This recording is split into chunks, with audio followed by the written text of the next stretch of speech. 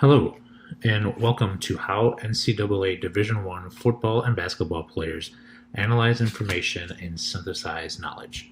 My name is Jesse Langer. I serve as an Assistant Dean of Students at the University of St. Thomas. The University of St. Thomas is a mid-sized Catholic, predominantly white institution located in St. Paul, Minnesota, in the Twin Cities. Currently, the University of St. Thomas competes as a Division III institution. Coming in fall 2021, St. Thomas will make the leap from Division III directly to Division I. This research presentation presents partial findings from my dissertation research titled Cognitive Development of NCAA Division I Football and Men's Basketball Players, a Phenomenological Exploration. This presentation will focus on one major finding from the study, how Division I football and men's basketball players analyze information and synthesize knowledge, an example of their cognitive development.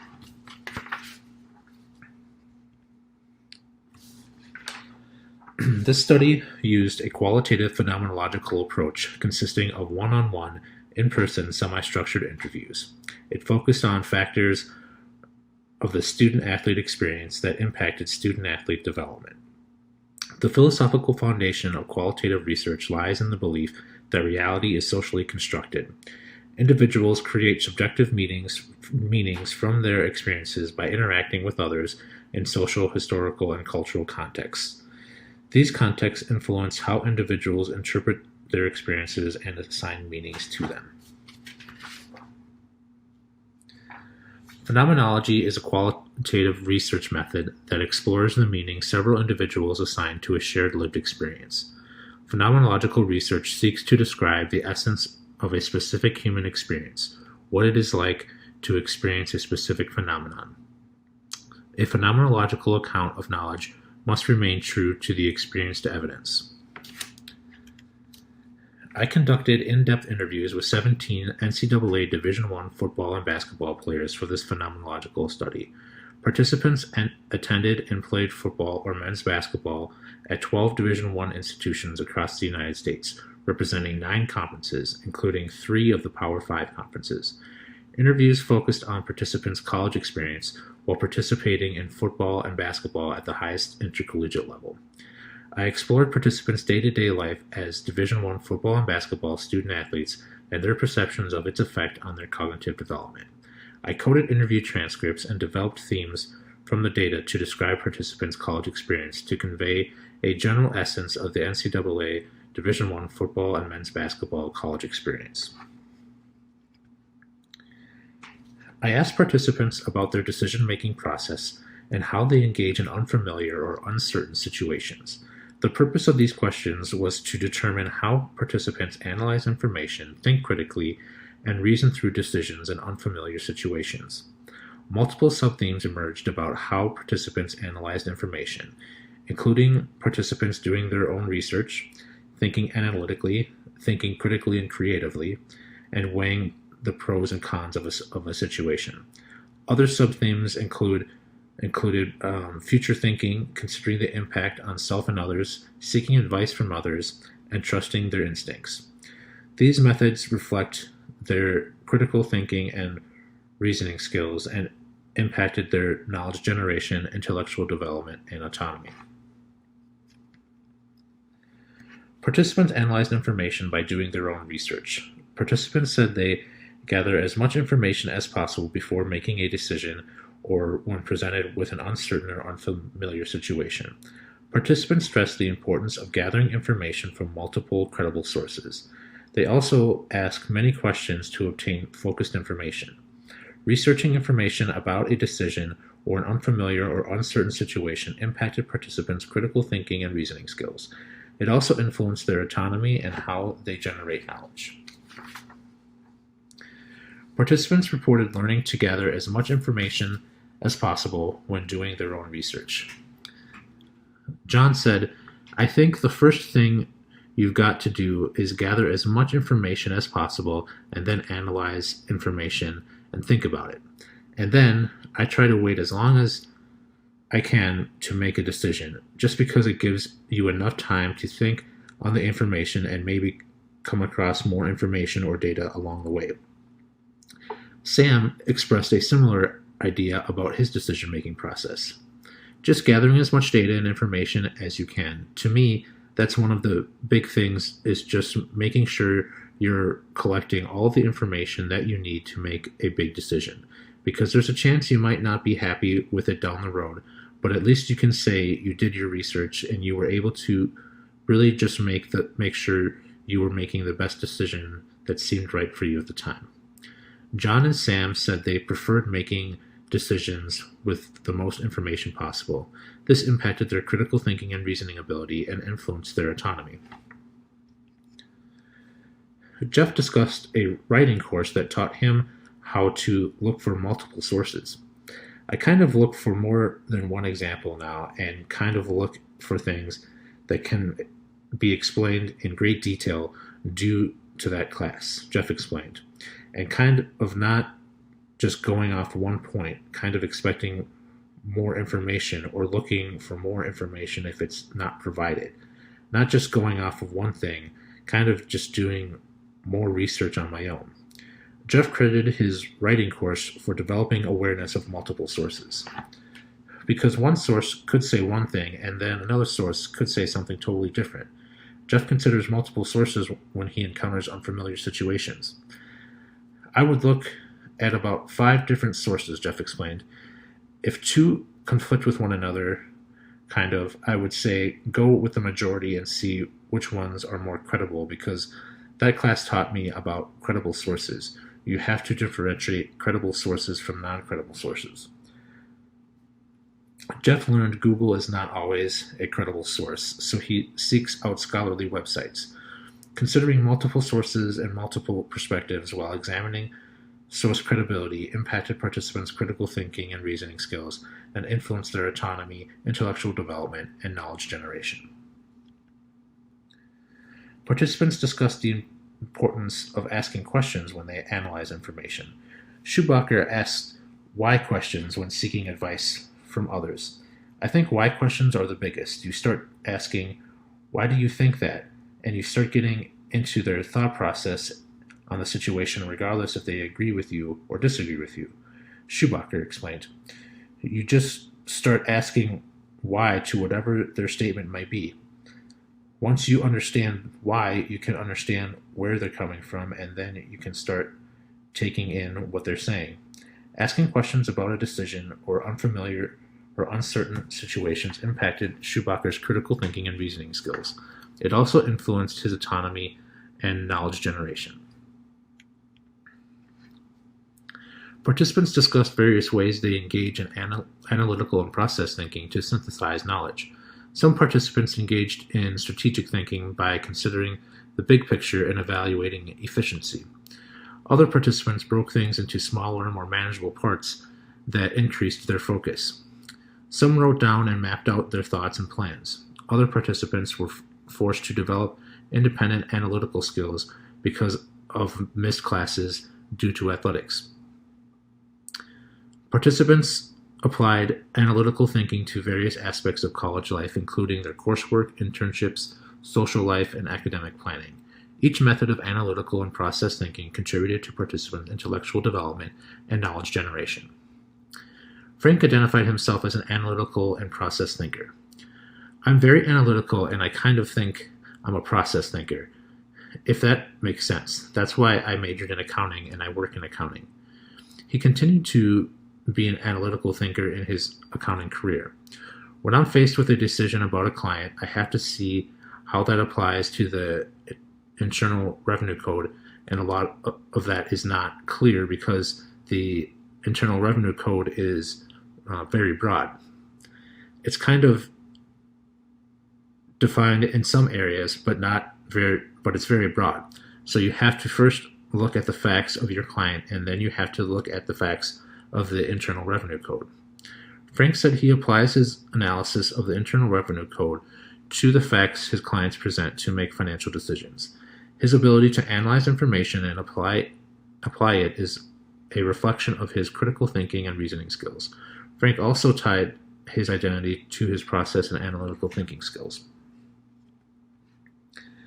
John discussed his process and analytical thinking by dividing up tasks, thoughts, or decisions into smaller parts. John broke each class into individual assignments he could focus on, rather than getting stuck on the big picture of an entire class or an entire semester. He applied the same strategy to recovering from injury later in college. I looked at it like a process, and once I got really going with rehab on one shoulder and started feeling good, and I was able to move on to the other shoulder next. John explained his thinking like this.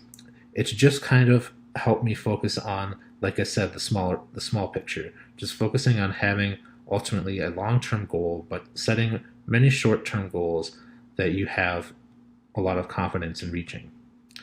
Because I think when you reach those short-term goals, it builds confidence. It's encouraging. It continues to keep you motivated, working at whatever it is that those goals are. John broke his academics and injury recovering tasks into smaller parts to develop himself. He broke the tasks into smaller parts to help himself focus on building confidence. This strategy impacted John's autonomy. Some participants engage in critical thinking to synthesize knowledge and learn. Participants learn to think more deeply and critically about what they learned in college. Course material sparked them to think deeper about the world around them and consider different perspectives. It had innovative results in the classroom and on the athletic field, and positively impacted participants' knowledge generation, intellectual development, autonomy, and self-identity. Bradley learned to think critically in college. I just learned to analyze stuff more and be more skeptical about what people are telling me. His humanities instructor challenged his beliefs about the Catholic Church. Bradley explained it this way. I kind of came in with the blind notion that Catholicism and Christianity were right. I never really had that challenge for me, and this professor kind of told me stuff that the Catholic Church does not tell its followers about their history and some of the stuff they did in the past that's frowned upon. I really liked that class because it made me think, and it kind of showed me that what I was brought up with wasn't necessarily right. But it shouldn't be the only way that people see the world. It also taught me to be more skeptical about what I'm learning and what kind of challenges my beliefs, and made me think more about things instead of just listening to what I'm told and believing it. Bradley learned new things about the Catholic Church that he did not know before. I grew up Catholic, and the instructor in his lecture, he told us about how Catholics persecuted Jews way before Nazi Germany did, and how Catholics put Jews in the ghettos. I had never heard stuff like this, and so just hearing that, it just kind of taught me to really do background checks and stuff, and really just analyze and be more skeptical to what I'm listening to. Bradley learned to think critically in college, impacting his learning and intellectual development. Bradley then began to question other things he thought he knew. That's what really made me kind of question what my parents were telling me. Not question, but look deeper rather than just accepting what they say at face value. It really just kind of opened my eyes to the fact that there's a whole other side of the world that I didn't get growing up in a private high school and a private middle school and elementary school. Bradley's worldview expanded in college. It caused him to think critically about what he learned in the past, impacting his learning and intellectual development. Participants also said they considered multiple factors when analyzing information and synthesizing knowledge. They weighed pros and cons when making decisions or encountering unfamiliar situations. These considerations impacted their intellectual development, critical thinking skills, reasoning skills, and their autonomy. Kevin weighed multiple factors when choosing where to attend college. He considered location and coaches, facilities, things like that, just trying to weigh the benefits and the cons of each place. I would say I'm a very analytical person. That decision-making, being as big as it was the epitome of who I am as an analytical thinker. I guess that has had some effect on how I make decisions now. Kevin explained, making sure you're thinking of the pros and cons of everything, not just kind of acting on a whim. Kevin considered multiple factors in his college decision and weighed the pros and cons of each choice. This is a reflection of his intellectual development, critical thinking, reasoning skills, and autonomy. It also influenced his self-identity. Jeff discussed weighing the pros and cons of undergoing surgery early in his college basketball career. We kind of broke down the pros and cons of each decision, but ultimately it was my decision to want to get the surgery or to not want to get the surgery. I learned not to rush a decision, but to break down the pros and cons of what goes into your decision and think more long-term rather than the present. I think I made sound decisions, informed decisions, through thinking about the pros and cons of the situation. Weighing pros and cons of a decision reflects Jeff's intellectual development, critical thinking, reasoning skills, and autonomy.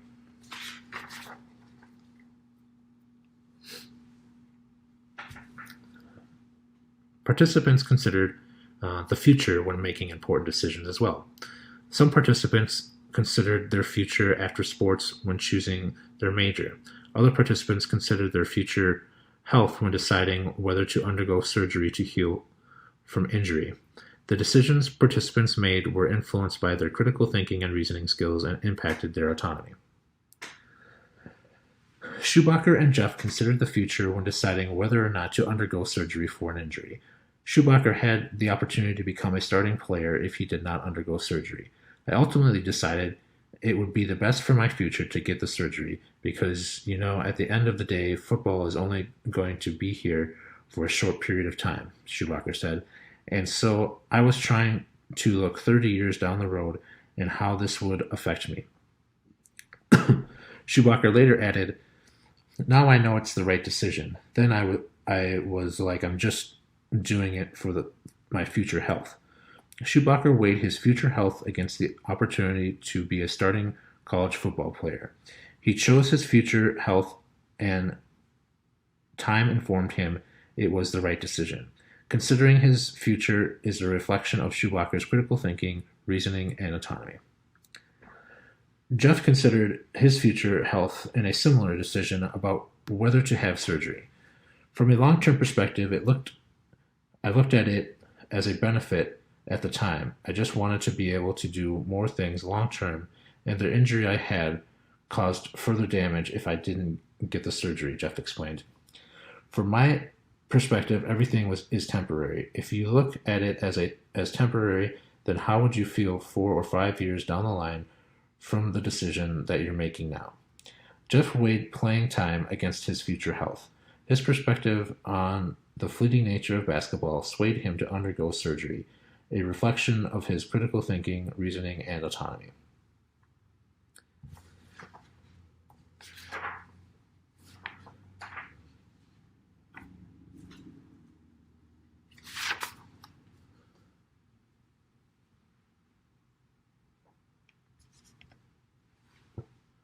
Participants considered the impact of their decisions. Participants considered the impact their decisions had on themselves and other people. They learned to factor this impact into their decision-making process. Considering their impact on others showed positive development of critical thinking and reasoning skills and influenced their autonomy. Sam learned how to consider others in his decisions during college. One thing that someone taught me was you're going to go through a decision-making process, you have to think about more than just yourself. You have to think about who else can be affected. Schubacher said similar things about his decision-making process. I think the big thing that you evaluate is how it's going to affect your life, other people's lives, and you go from there. The impact of Schubacher's decisions have on himself and others is his first consideration. Chris summarized the idea well. You've got to think about what your actions are doing, what that is going to cause other people to do, or how they're going to feel. Put yourself in their shoes and just kind of go from there. Instead of being impulsive or just acting on a whim, It's better to get the facts and make sure you're making the best decision, not only for you, but for the people it impacts. Sam, Schubacher, and Chris considered the impact of their decisions on themselves as well as others, reflecting their critical thinking and reasoning skills and their autonomy. Participants also said they seek advice from other people when making important decisions or presented with an unfamiliar or uncertain situation. They seek advice from people they trust, people they believe have applicable experience or knowledge, and those who disagree with them. Seeking advice from others demonstrates participants' critical thinking and reasoning skills and positively impacted their autonomy. Smith said that he seeks advice from other people when presented with unfamiliar or uncertain situations. My instinct would probably be to reach out to someone else and ask for their advice. If it's something I have no idea about, I'm probably going to ask someone else. Similarly, Bradley said that he seeks out the advice from someone who has been through the experience or something similar to it, someone I think has the answers. He seeks advice from multiple individuals. I don't like to rely on one person, so even if I ask my parents, I'll probably still ask a friend or two just to be safe. Sam said he also seeks advice from individuals he perceives to be smarter than him. The logical thing I want to say is figure out what someone smarter than me did. Sam explained that he attempts to figure out how people who are much smarter than me proceeded with these complex thoughts. Smith, Bradley, and Sam said they seek advice from people who had similar experiences or who they perceived might give insight into unfamiliar situations, demonstrating their critical thinking and reasoning skills. Schubacher said that he has a process for seeking advice. I have a couple of rules. I'll see people who I truly trust. I'll see people who disagree with me, and I'll pray. I'll see people who disagree with me because sometimes we think we're open-minded, but we're truly not about certain situations. And so if something is thrown my way, I'll see people who disagree with me because I want to see their perspective. You've got to listen to their perspective and be like, maybe they're right.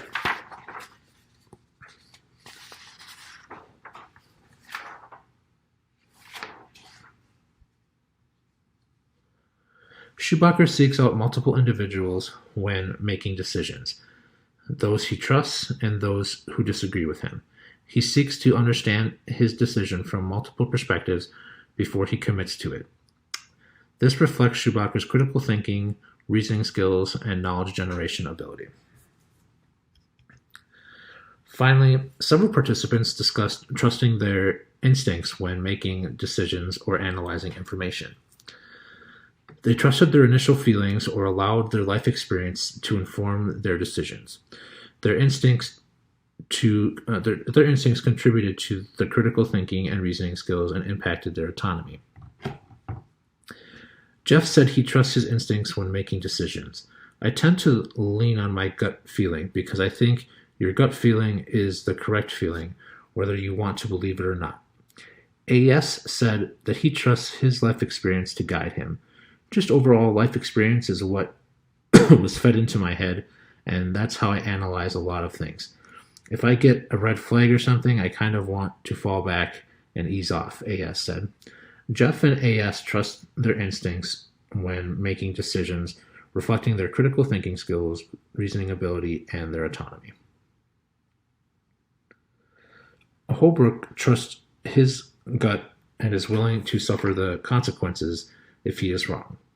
If I can't look at it with ease or quickly determine what the for sure correct decision is, I go with my instinct. I say this a lot.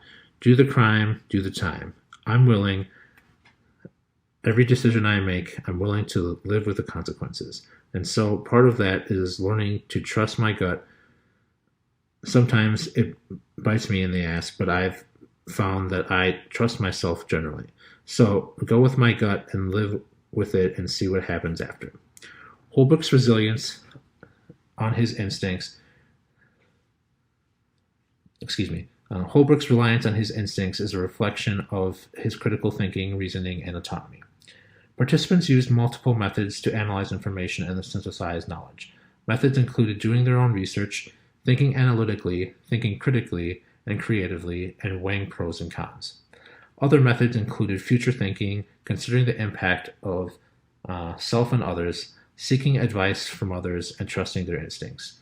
These methods reflected their critical thinking and reasoning skills and impacted their knowledge generation, intellectual development, autonomy, and self-identity. These findings had two implications for practitioners. First, the implication for faculty. When student athletes are enrolled in their courses, they can vary their methods of instruction to give students choice when demonstrating their learning. Some non-athletes, like non-athletes, student athletes have a variety of ways they prefer to analyze information and to synthesize knowledge. Athletic administrators can take away the same thing. Administrators who work with student-athlete development should understand the variety of ways student-athletes learn and process information. Where possible, administrators should vary or allow choice about how student-athletes demonstrate and develop knowledge. Finally, coaches should also be aware of the wide variety of ways their student-athletes can learn. Coaches can be more effective and efficient when they know how their athletes process information and develop.